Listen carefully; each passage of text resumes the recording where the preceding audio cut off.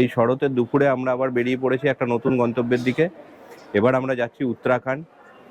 আজকের ডেট হচ্ছে 29শে অক্টোবর, আর বেলা 2:50 এখন টাইম। আমাদের ট্রেন আছে 12327 উপাসনা এক্সপ্রেসে, 3:35 আসানসোল স্টেশনের টাইম। আমরা এখন দাঁড়িয়ে রয়েছি 4 নম্বর প্ল্যাটফর্মে আসানসোলের। আর কিছুক্ষণের মধ্যেই আমাদের ট্রেন আসবে, আর আমরা এই দুই বন্ধু মিলে বেরিয়ে পড়েছি দেবভূমির লক্ষ্যে। চলো তাহলে আগে দেখতে থাকো। আর কিছুদিন পরেই দুর্গাপুজো। বাঙালির দুর্গাপুজো নিয়ে একটা নস্টালজিয়া থাকে, তাই দুর্গাপুজোর আগেভাগেই আমরা নতুন ট্রিপে বেরিয়ে পড়লাম। দুর্গাপুর থেকে লোকাল ট্রেন ধরে চলে এলাম আসানসোল। হাওড়া থেকে দেরাদুন লম্বা 1589 কিলোমিটার যাত্রা করবে, আর এই ট্রেন এর জন্য সময় নেয় 29 ঘন্টা 5 মিনিট। একদম রাইট টাইমে ট্রেন এসছে, আর ট্রেন ছেড়েও দিয়েছে। আমাদের এই যাত্রাপথে ঝাড়খণ্ড, বিহার, উত্তরপ্রদেশ, উত্তরাখণ্ড ও পশ্চিমবঙ্গ নিয়ে 5টা রাজ্যের মধ্যে দিয়ে আমাদের ট্রেন যাবে। এর পরের স্টেশন মধুপুর, তারপরে যোশীডি। হাওড়া থেকে ছেড়ে এসে প্রথম আসানসোল। আর আমরা যে কোচটা পেয়েছি এখানে অনেক মাসিমা কাকিমা সবাই আছে, অনেক কেদারনাথ যাত্রী আছে, একদম গ্রুপ করে 30 জনের। তোমার হচ্ছে হরিদ্বারে যাচ্ছে 30 জনের একটা দল, আর তাছাড়াও কেদারনাথ যাচ্ছে এখানে অনেক জনের একটা দল, ইয়ং ব্যাচ পুরো। হাওড়া থেকে আমাদের ট্রেন 280 কিলোমিটার অতিক্রম করে এখন পৌঁছেছে মধুপুর জংশনে। আর এই ট্রেনের নেক্সট গন্তব্যস্থল যোশীডি। সাফাই কর্মীরা সময় মতো এসে ট্রেন পরিষ্কার করছে, কিন্তু যাত্রীদের এতটাই চাপ যে সেই পরিষ্কার বজায় থাকছে না। নির্ধারিত সময় থেকে 9 মিনিট দেরিতে 309 কিলোমিটার অতিক্রম করে আমাদের ট্রেন এখন পৌঁছেছে যোশীডি জংশনে, আর পরবর্তী গন্তব্যস্থল ঝাঁঝা। এটি তৃতীয় ব্যস্ততম স্টেশন দেওঘর ডিস্ট্রিক্টে। অনেক প্রিমিয়াম ট্রেন এই স্টেশনে দাঁড়ায়। হাওড়া পাটনা রাজধানী, হাওড়া নিউ দিল্লি দুরন্ত, কলকাতা পাটনা গরিবরথ, রিসেন্টলি হাওড়া পাটনা বন্দে ভারত এক্সপ্রেস এই স্টেশনে দাঁড়ায়। ভেতরে যা ভিড়, দেখো।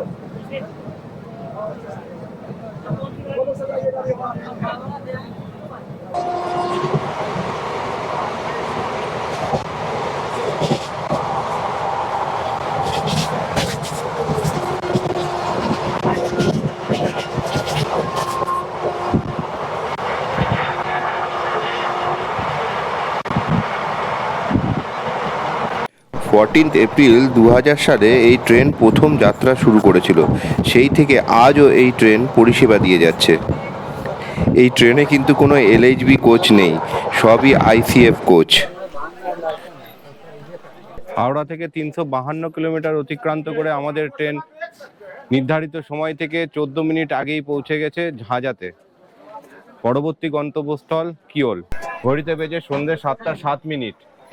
আর হাওড়া থেকে আমাদের ট্রেন 407 কিলোমিটার অতিক্রান্ত করে এখন পৌঁছেছে কিউল জংশন, নির্ধারিত সময় থেকে 10 মিনিট দেরিতে।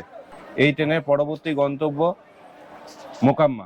সপ্তাহে দুদিন মঙ্গলবার ও শুক্রবার দুপুর 1:30 হাওড়া থেকে ছেড়ে এবং এক রাত্রি পরের দিন সন্ধে 6:10 দেরাদুন পৌঁছায়। এই ট্রেনে রয়েছে AC 2 tier, AC 3 tier, sleeper ও সেকেন্ড সিটিং। আমি যাব আজকে আসানসোল থেকে হরিদ্বার পর্যন্ত, আর তোমাদের সঙ্গে শেয়ার করব আমার সফরের অভিজ্ঞতা।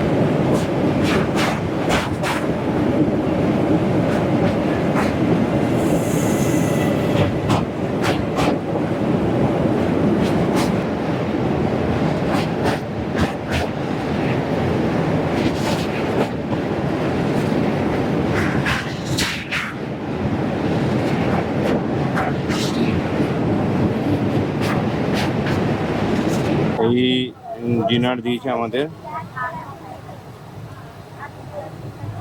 ভাত, 2টো ডিমের ঝোল, ডাল, আর এই যে রুটি দিয়েছে আর দই। এই ট্রেনে প্যান্ট্রি এখন আর খাবার তৈরি করে না, বাইরে থেকেই খাবার ওঠায়, যা বললো। আইআরসিটিসি দিচ্ছে কিন্তু বাইরে থেকে, কারণ গ্যাস ইউজেস এখন হচ্ছে থেকে রেস্ট্রিক্টেড হয়ে গেছে, তাই জন্য খাবার আর তৈরি করে না। চলো দেখি কেমন খাবার হয়েছে, খাবার খেয়ে নিই। মোটামুটি টেস্ট।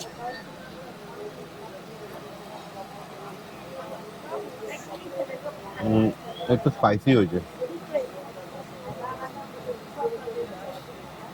একটা রসুনের গন্ধ বেরোচ্ছে, রসুনের পরিমাণটা একটু বেশি আছে ডিমের ঝোলে। 07 Asansol Gorakhpur Express from Asansol to Gorakhpur via Samastipur, Muzaffarpur, Hajipur, Chhapra Junction.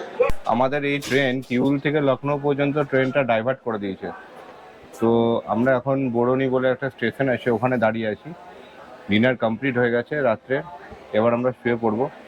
আর দেখতেই পাচ্ছ বাইরে কতটা গরম আছে, পুরো ঘাম।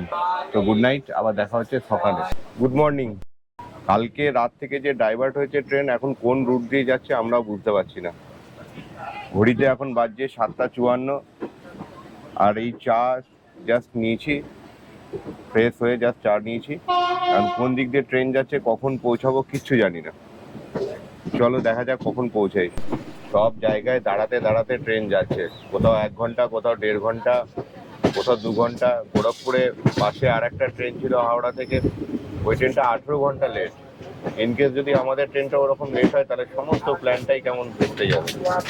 ঘড়িতে সময় এখন 2:41, আর লখনৌ স্টেশনে আমরা পৌঁছেছি। এই লখনৌ পর্যন্তই আমাদের ট্রেন ডাইভার্টেড ছিল, আর এখন লখনৌ স্টেশনে আমরা চলে এসেছি। আর 1042 কিলোমিটার অতিক্রান্ত করে এই স্টেশনে, লখনৌ স্টেশনে এখন আমাদের ট্রেন পৌঁছেছে। মোটামুটি 7 থেকে 8 ঘন্টা লেট আছে।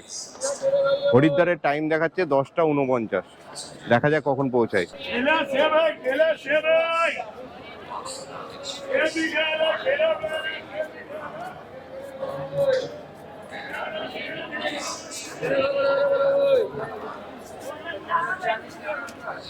ট্রেনে কোনো খাবার আমরা অর্ডার করিনি, কারণ খাবারের টেস্ট ভালো ছিল না। এখানে এসেও কোনো খাবার পেলাম না, তাই বিস্কুট, কলা আর কোল্ড ড্রিঙ্কস এটাই এখন খাবো।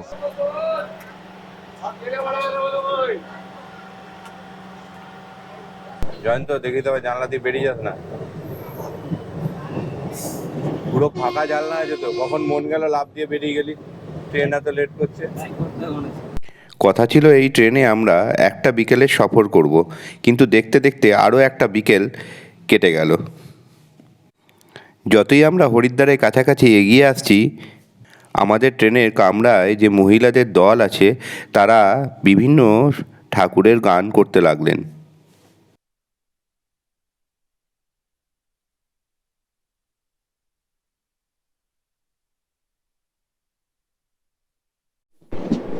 নির্ধারিত সময় থেকে 7 ঘন্টা 56 মিনিট দেরিতে 1277 কিলোমিটার অতিক্রম করে আমাদের ট্রেন পৌঁছেছে এখন বারেলি জাংশনে। আর এই ট্রেনের পরবর্তী স্টেশন মুরাদাবাদ জাংশন।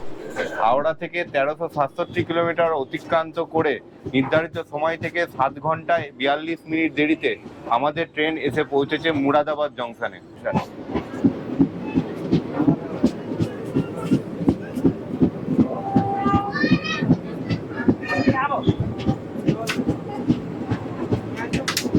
যতই ট্রেন দেরি করছে, আর সমস্ত প্যাসেঞ্জারের ধৈর্যের বাঁধ অল্প অল্প করে ভাঙছে।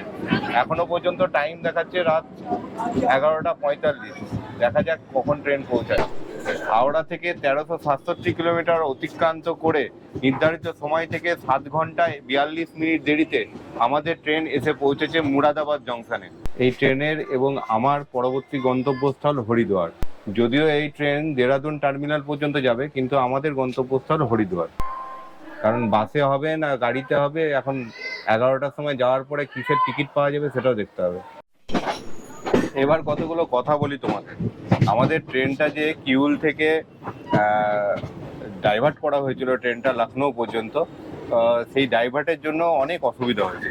কি অসুবিধা? যেমন হচ্ছে ট্রেনটা তো লেট হয়েছে, এটা একটা বড় কথা। আর তার সঙ্গে সঙ্গে যেটা হয়েছে, সকালেই হচ্ছে ট্রেনটা জল শেষ হয়ে গেছিলো। তো নেক্সট টাইম জলই ভরতে পারছিল না, কেউ জল পাচ্ছিল না। এটা একটা বড় অসুবিধা হয়েছে। খাওয়ার দাওয়ারও খুব অসুবিধা হয়েছে। এখানে প্যান্ট্রি নেই, খাবার খেতে খুব অসুবিধা হচ্ছে। প্যান্ট্রিতে হচ্ছে সারাদিন ধরে শুধু চানাই নিয়ে এসছে, তো চানা আর কত খাবো, চানা আর সমোসা। তো এই খাবার পেতেও একটা অসুবিধা হয়েছে। ট্রেন ডাইভার্ট করার যে কারণটা জানতে পারলাম, সেটা হচ্ছে বেশ কিছুদিন আগে থেকে আগামী 14ই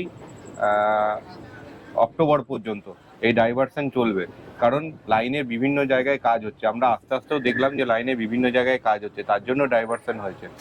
তো এটা তো হবারই ছিল, কিন্তু এই ইনফরমেশনটা আমরা যদি একটু আগে পেতাম তাহলে আমাদের ক্ষেত্রেও অনেকটা ভালো হতো।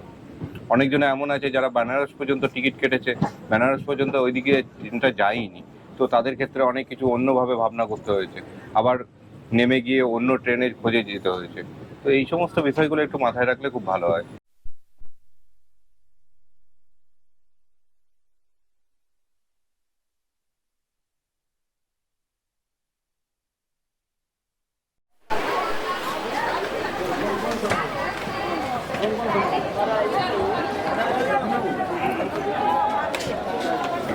পনেরোশো 35 কিলোমিটার অতিক্রান্ত করে নির্ধারিত সময় থেকে 7 ঘন্টা 35 মিনিট লেটে আমরা পৌঁছলাম হরিদ্বার। আর আজকের মতো ট্রেন যাত্রা আমার এখানেই সমাপ্তি ঘটে। রাত 11:30 বাজছে, সময় খুব কম, অনেক কাজ বাকি আছে। বাসের টিকিট কাটতে হবে বা যে গাড়িতে যাব তার টিকিট কাটতে হবে, তারপরে হোটেলেও খুঁজতে হবে। তাই আজকের এই ব্লগটা এখানেই শেষ করছি। তো ভিডিওটার মধ্যে যদি কিছু ভালো লেগে থাকে তাহলে অবশ্যই লাইক করো, বন্ধুদের সঙ্গে শেয়ার করো, আর সাবস্ক্রাইব করতে অবশ্যই ভুলবে না। তো দেখা হচ্ছে আবার পরের ভিডিও, ততক্ষণ পর্যন্ত টাটা।